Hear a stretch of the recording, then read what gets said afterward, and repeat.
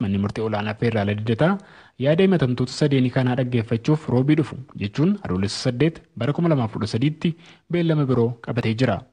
Gabaasa sagalee Ameerikaaf Galmoo Daawit Finfinnee. Biyya Niijar kutaa kibba dhiyaa naannoo daangaa biyya Maalii irratti walitti bu'iinsa uumameen siviilota 5 loltoota 4 fi hidhattoota haleellaa gaggeessan 40 dilbata kaleessaa ajjeefamuu mootummaan ibsee jira. Shororkeessonni meeshaalee gurguddoo hidhatan kanneen 100 ta'an biskileeta motoraa yookaan dogdoqqeen ganda Choomaa Baangu dilbata kaleessaa waaree booda sa'a 3 irratti haleelan jedha ministiriin ittisaa kan Niijar ibsa baasee televiziyoona biyyattii irratti dhiyaateen. Oduun ammaaf qabnu kanuma. Karagaa jirtanas Waashingtan DC irraa kadabru raadiyoo sagalee Ameerikaa sagantaa afaan Oromooti.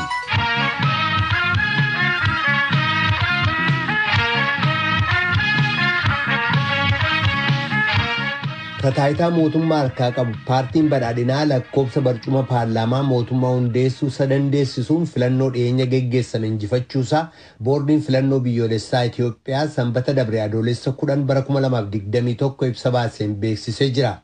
Akka ibsa sanaatti barcumoota mana maree bakka bu'ootaa 436 keessaa paartiin badhaadhinaa 410 injifate. Manneen maree bakka bu'ootaa naannolee keessattis barcumoota xiqqoorraa kan hafe paartichi taayitaa mootummaa harkaa qabu hedduu injifachuusaa boordiin filannoo biyyoolessaa kun beeksisee jira. Kana Associated Press gabaaseef gabaasaa Kennedy Abaatee cuunfuudhaan bafqaruutu dhiyeessa. Sababa dhibee COVID-19 fi haala nageenyaatiin wal qabatee yeroo lammaffaa fi kan dheerate filannoon marsaa 6ffaa biyyoolessaa Itoophiyaa waxabajjii 14 bara 2013 yommuu taasifamu namoonni hedduun irratti hirmaachuun isaanii gabaafamee ture. Tigraayin keessa sababa wal waraansaatii fi naannolee biroo keessatti immoo sababa tasgabbii fi nageenyaa akkasumas sababa haalewwan filannoodhaaf barbaachisaa ta'anurraa kan ka'e bakkeewwan ittuu filannoon ittiin geggeeffamen hafan jiru. Inni Tigraay keessa yeroodhaaf wanti beekame jiraachuu dhiisus naannolee biroo keessatti filannoon hin godhamin hafe ji'a qaammee keessa akka taasifamu ibsi boordii filannoo biyyoolessaa irraa bahee beeksiseera. Akka boordiin filannoo Itoophiyaa biyyoolessaa ifa godhetti paartiin biyya bulchaa jiru teessoo 436 keessaa 410 moo'uudhaan aangoo mootummaa uumuu isa dandeessisu argachuu isaa mirkaneesseera. Boordiin filannoo biyyoolessaa Itoophiyaa adoolessa 3 bara 2013 bu'ii filannoo marsaa 6ffaa taasifame ifa gochuudhaa fi sagantaa qopheesse irratti dura teessuun boordichaa Birtukaan Miidhagsaa haasaa godhan irratti adeemsa keessatti rakkoon hedduun akka isaan quunname rakkoo kanarraas baratanii boordiin filannoo sadarkaa amma irra ga'uu isaa dubbatanii boordichi filannoo amanamaa ta'ee geggeessuu isaa himaniiru. ስራ ስንጀምር የነገርኳቸው ጓደኞቼ ፓርቲዎች አያመሰግኑንም እንድታውቁት. Yommuu hojii jalqabnu warra na wajjiniin hojjetanutti kanan hime amanamummaa hin eeginaa waan hojjechuu qabnu garuu haa hojjannu jedheen jalqabe. Garuu dhumarratti paartileen siyaasaa boordichi loogii malee kan hojjetudha yommuu jedhan amanuun dadhabe. Filannichi amanamaa ta'uu isaa wajjiniin ragaa baane. Kanaafuu filannoo amanamaa ta'ee biyya keenyaa fi kennineerraa jedhaniiru Birtukaan Miidhagsaa.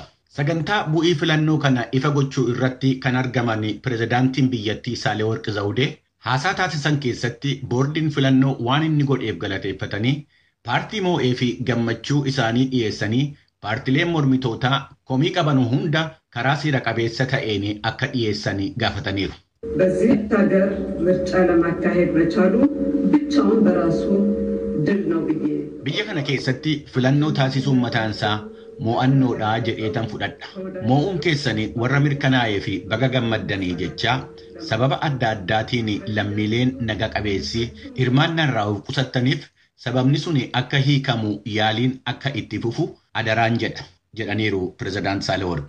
Boordii filannoo biyyattii fi gargaarsa kan godhan keessaa tokko dhaabbata mootummoota gamtoomaniiti. Dhaabbaticha bakka bu'uudhaan sirnicha irratti kan argaman Moorinaa Ching amma adeemsi filannichaa guutummaatti raawwatutti dhaabbanni mootummoota gamtoomanii boordicha gargaaruu akka itti fufu ibsaniiru. While the mandate of the UN in Ethiopia is to provide electoral assistance rather than the assessment. Itoophiyaa keessatti itti gaafatamummaan dhaaba keenyaa adeemsa filannoo hordofuu ittuu hin ta'in gargaaruudha. Filannoo waxabajjii xumuramus fuula duratti filannoon taasifamu waan jiruuf adeemsi filannichaa hin raawwanne. Amma adeemsi filannichaa raawwatutti Dhaabbanni mootummoota gamtoomanii boordii filannoo deeggaruu itti fufa. Itoophiyaan naga qabeettii hunda hirmaachiftuu fi dimokiraatawaa ta'uudhaaf adeemsa isheen gootu deeggaruun itti fufaa jedhaniiru bakka buutuun mootummoota gamtoomanii. Adeemsa filannichaatii fi biyyoottan gargaarsa godhan keessaa Jarmanii ishee tokko yommuu taatu, Itoophiyaatti ambaasaaddarri biyyattii filannoon ammaa haala nagaadhaan raawwachuu isaatii fi boordii filannoo biyyattii galateeffatanii fuula durattis Tigraay keessattis filannoon akka taasifamuu danda'u rakkooleen jiranuu akka karaa nagaatiin hiika argatan waamicha dhiyeessanii rakkina hiikuudhaa fi walwaraansii yookiin lolli akka fala hin taane dubbataniiru. Itti dabaluudhaanis biyyattii keessatti mariin hunda hirmaachisaa ta'e akka taasifamu gaafatanii biyyi isaanii gargaarsa akka gootus ambaasaadarichi himaniiru. Bu'ii filannichaa ilaalchisee yaada isaanii karaa toora miidiyaalee hawaasaatiin kan kennanii muummeen ministeeraa Itoophiyaa fi hoogganaan paartii badhaadhinaa Abiyyi Ahmad filannichi seenaa biyyattii keessatti yeroo jalqabaatii fi murtii boordii filannootiin kan godhamedha jedhanii paartiin isaanii moo'uun isaa moo'insa ittuu hin ta'in itti gaafatamummaa fudhachuu akka ta'e himaniiru. Muummichi ministeeraa dhiyeenya kana ibsa kennan keessatti filannoo irratti hirmaatanii paartileen mo'ataman qaama mootummaa keessatti akka qooda fudhatan ni taasifna jechuun isaanii ni yaadatama. Paartilee filannicha irratti hirmaatan keessaa paartiin Izemaa adeemsa filannichaa irratti komii 207 dhiyeessuun isaa gabaasameera. Yuunaayitid Isteetsi hooggantoonni paartii mormitootaa hidhamuu isaaniitii fi biyyattii keessatti nageenya walqabatee sodaa jiru caqasuudhaan filannichi qulqulluu akka hin taane ibsuun ishee ni yaadatama. Kun raadiyoo sagalee Ameerikaa sagantaa afaan Oromootti dhaggeeffatoota keenya gabaasaa itti ceena. Mahammad Deeksisoo hidhaa ji'oottaniin booda hiikamuusaa abukaatoonsaa obbo Obsinaan Girmaa VOA'tti himanii jiru. Mahammad Deeksisoo sagantaa eebba barattoota yuunivarsiitii Jimmaa irratti haqna Hacaaluu Hundeessaaf Jawaar Mahammed hidhaadhaa hiikamu jechuudhaan eega sagalee dhageessisee booda hidhame dhimma isaa kan mana murtiitti dhiyaate hordofuudhaan gabaasuun keenya ni yaadatama. Mahammad Deeksisoo yeroo lamaaf mana murtii aanaa magaalaa Jimmaatiin mirgi wabii eegamee fi akka gallakkisamu eega ajajamee booda ajajni mana murtii utuu raawwatamin hafe humna addaa Oromiyaatiin fudhatamee gara Finfinnee geessamuudhaan Finfinnee Galaaniif Awaash Malkaasaatti hidhamaa akka turee fi adoolessa 3 bara 2013 hidhaadhaa akka hiikame dubbatan abukaatoonsaa.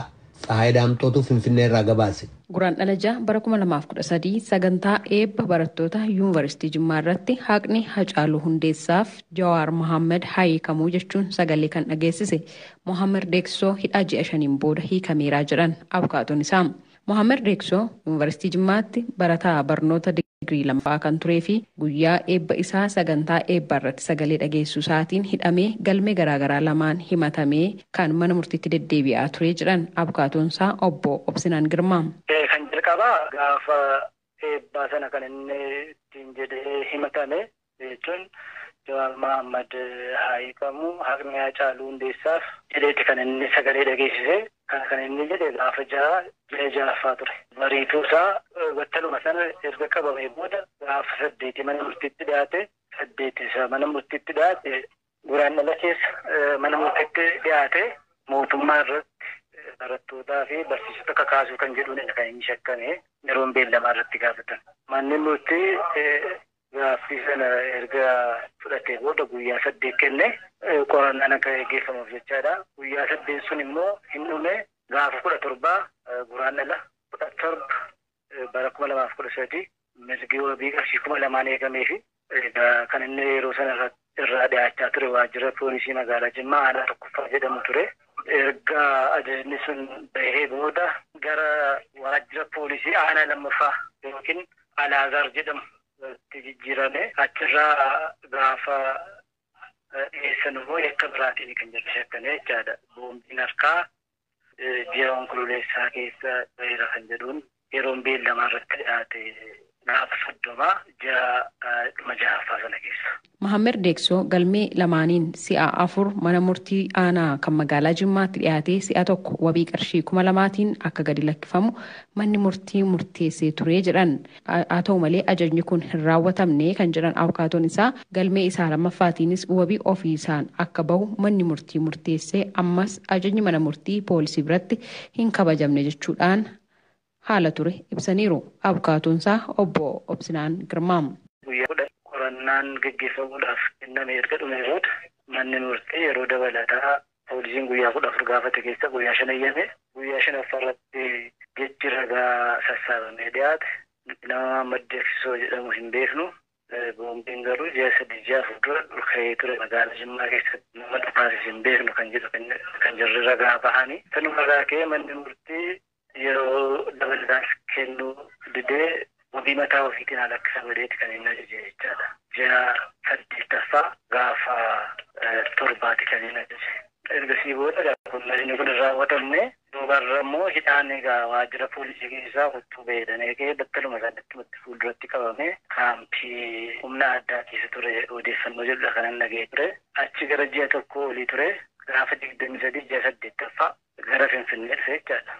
Finfinnee dhufee waajjira poolisii magaalaa Galaanitti argamutti erga hidhamaa ture booda gara Awaash Malkaasaa bakka jedhamutti hidhamee ture maatii isaarraa sodeeffadheera.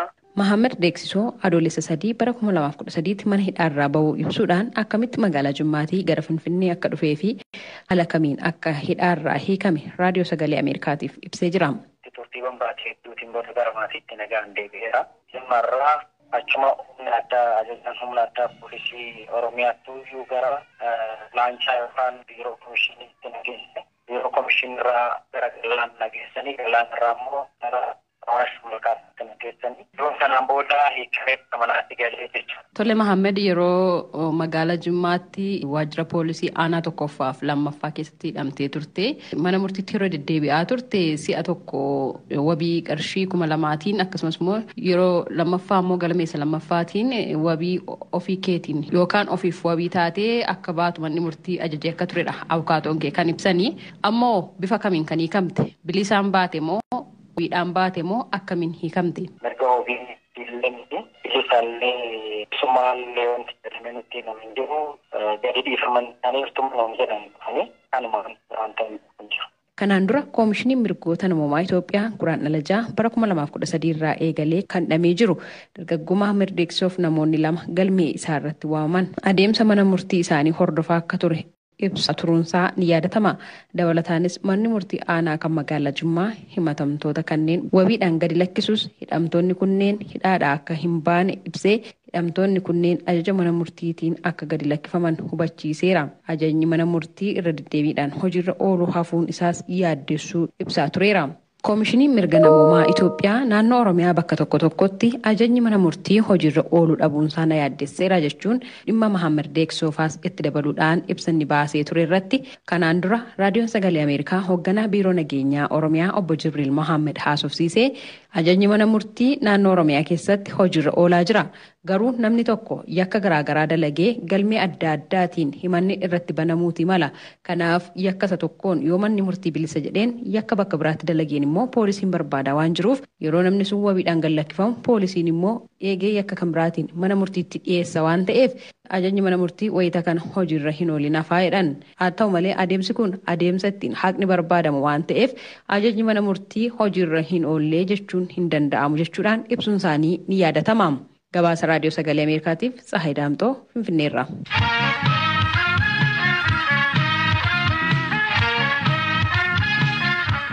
Karagaa jirtan as Waashingtan DC irraa kadabru raadiyoo sagalee Ameerikaa sagantaa afaan Oromooti. Qophittaa nutti ceena. Kan bu'aaf hin hojjenne dhaabbanni Stand By Me jedhamu barnoota ijoolleetti fuuleffachuudhaan ijoollee maatiin irra hin jirree fi maatii harka qalleeyyii gargaara. Biriteen keessa kan maadheffate dhaabbanni kun waggaa 11 dura godinaa Arsii magaalaa Boqojjii keessatti hojii gargaarsaa kana jalqabe. Dhiyeenya immoo godinaa Qellem Wallaggaa magaalaa Dambidolloo keessatti mana barnootaa 1-8tti barsiisu banuudhaan ijoollee maatii harka qalleeyyii irraa dhufan barnoota eegumsa fayyaa fi nyaata akkasumas meeshaalee barnootaaf barbaachisan gargaaree barsiisaa jira. Qophii har'aaf tujubeen Finfinneetti bilbiluudhaan itti gaafatamaa dhaabbaticha Stand By Me obbo Biraanuu Tuuchoo dubbistee jirti. Kaayyoon dhaabbatichaa maal akka ta'e ibsuudhaan eegalu. Dhaabbatni Stand By Me kaayyoon isaa ijoollee abbaa fi haadha hin qabne barachuudhaaf rakkoo qabanii barumsa dura gochuudhaanii isaan barsiisuudha inni guddaanii. Dursi kan kennamuuf ijoollee abbaa fi haadha hin qabne kan immoo maatii harka qalleeyyii keessaa warra dhufanii isaan kana walitti qabanii gargaaruudha. Maatii isaaniis immoo gargaaruudha. Dhaabbatichi Itoophiyaa keessatti kan inni dhaabbate waggaa 11 fuuldura. Itoophiyaa keessatti eessatti dhaabatee jira? Eessatti hojjetaa jira dhaabbati Stand By Me? Itoophiyaa keessatti jalqaba Boqqojjiitti dhaabbate. Arsii jechuudha. Mana barumsaa oolmaa daa'immanii kaasee amma kutaa 8tti qaba. Dambidollootis immoo akkasuma darbee immoo ijoollee abbaa fa'aa irra hin jirre fira kan guddisu kan hin qabne iddoo ijoolleen itti guddatan immoo Boqqojjiidhaa qaba. Achirratti ijoollee gara 30 ta'an tajaajilaa jira. Hamma yoonaa dhaabbati Stand By Me kun hojii inni hojjeteen bu'aa guddaa argame jettan keessaa? Bu'aan argame jennu ijoolleen barachuudhaaf utuu carraa qabanii rakkoo hiyyummaatiif barachuu kan hin dandeenye, maatiin gargaaruu kan hin dandeenye, firoonni gargaaruu kan hin dandeenye baratanii amma yoonaa ijoollee baay'eetu Boqqojjiidhaa yuunivarsiitii kan galanii giraajuutii godhanillee jiruu kan qabatan jira. Akkasumas maatiif gargaaramanii ijoollee isaanii kunuunsanii akka isaan of biratti guddisuu kan danda'anii baay'eetu jira. Meeqa ta'u mee walumaa gala hanga ammaatti ijoollee Stand By Me Itoophiyaa keessaa gargaara? 1,000 gararraa ta'u iddoo lachuuttu. Kun egaa maatii harka qalleeyyii keessaa akka isaan dhufannaaf himtaniittu mana barnootaa ennaa oolanii tarii mana isaaniitii nyaata gahaa argachuu dhiisuu danda'u. Gama akkasii deeggarsi dhaabbate kun godhuuf jira ijoollee kanaaf ennaa isaan mana barumsaa dhaqan.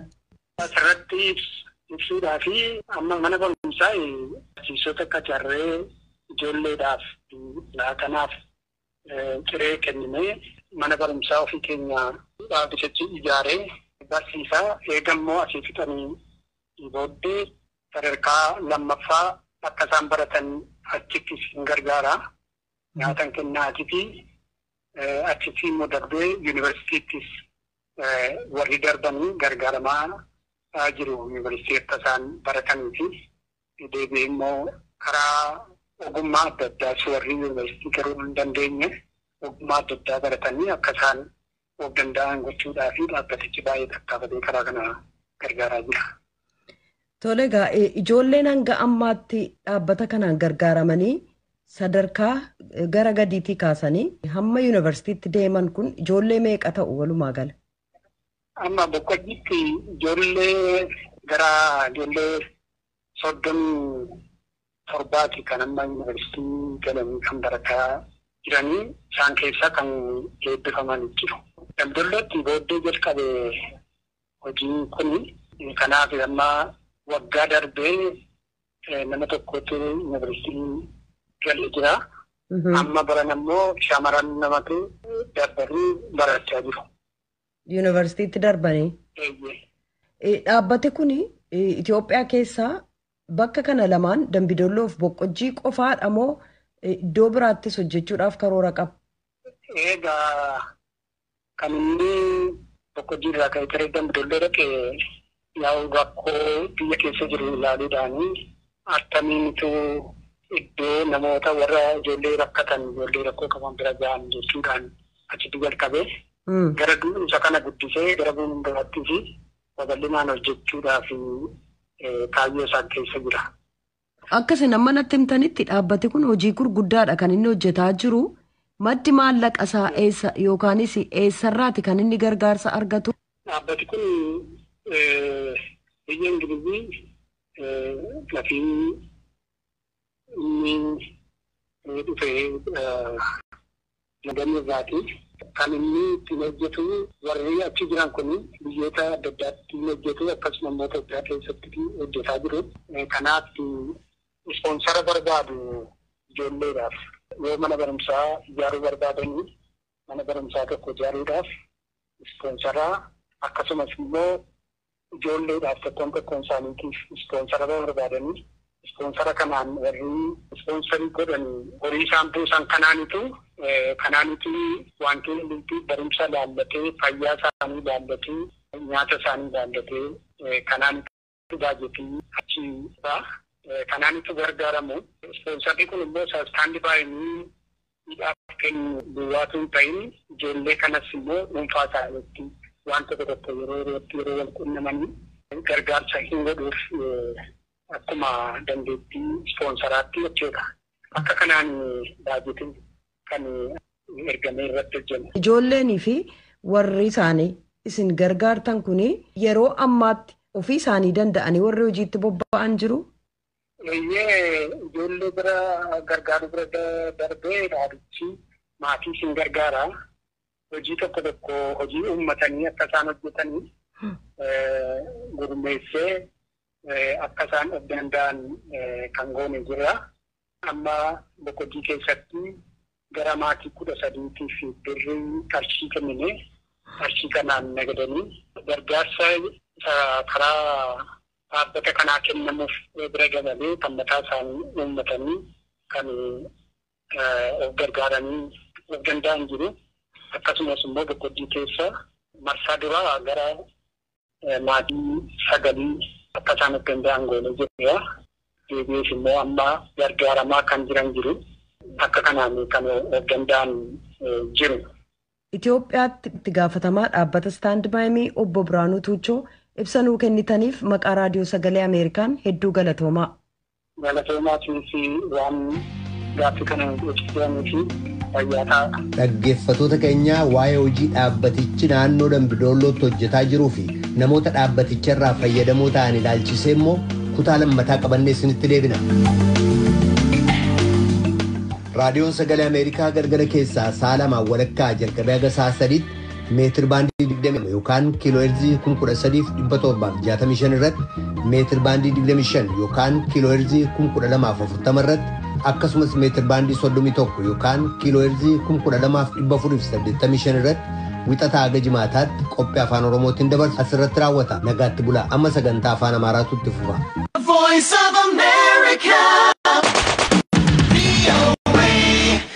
ይህ የአሜሪካ ድምጽ ራዲዮ ጣቢያ ነው።